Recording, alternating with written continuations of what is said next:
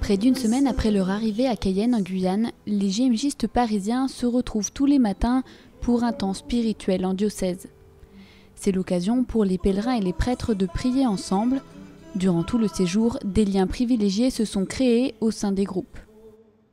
C'est-à-dire que toute personne qui veut se rapprocher du Christ a besoin de quelqu'un qui le guide un petit peu.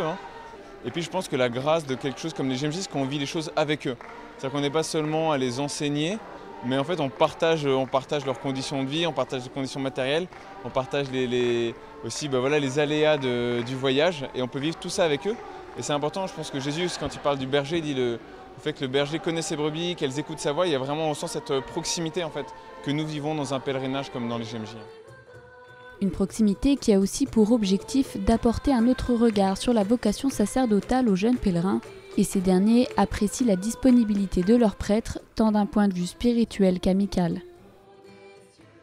À la fois pour des questions pratiques, pour avoir la messe un peu quand on veut, pour avoir un référent aussi à qui on peut poser des questions, et puis parce que on va dire que pour les moments de prière, ça permet d'avoir des prières plus profondes et plus intenses. C'est génial, ça change vraiment le regard qu'on peut avoir sur les prêtres, parce qu'au final, ils sont comme nous, ils sont prêtres, quoi.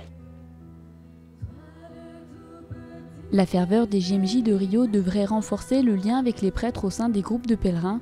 Signe qui ne trompe pas, ils sont nombreux à avoir déjà participé aux GMJ de Madrid à leur côté.